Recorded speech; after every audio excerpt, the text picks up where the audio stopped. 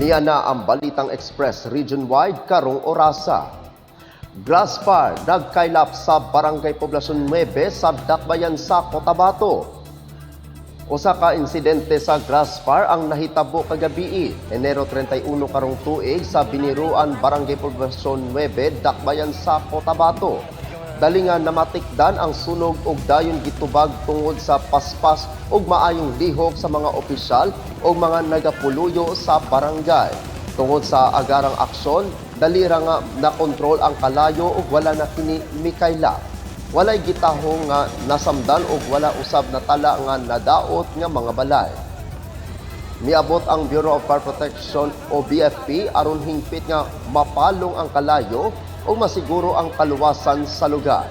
Padayon pang giimbestigahan ang hinungdan sa grass fire.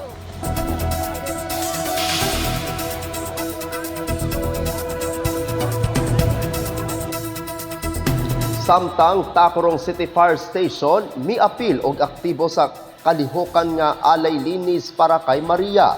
Miapil og aktibo ang Tacurong City Fire Station sa ilawom sa pagpanguna ni Fire Senior Inspector Mary Erica C. Pedrosa sa kalihukan nga alay linis para kay Maria nga gipahigayon sa sulod sa Nuestra Señora de la Candelaria Parish. Nakatampo ang mga personel sa istasyon sa paningkamot nga gimando sa komunidad pinaagi sa paghinlo og paghanay sa palibot sa parokya. Ang pila ka partisipasyon nagpakita sa dedikasyon sa Bureau of Fire Protection o kon BFP sa pagpalig-on sa lig-on nga relasyon sa komunidad o sa pagpalambo sa kultura sa kahinlo o pag-atiman sa mga gipaambit nga lugar.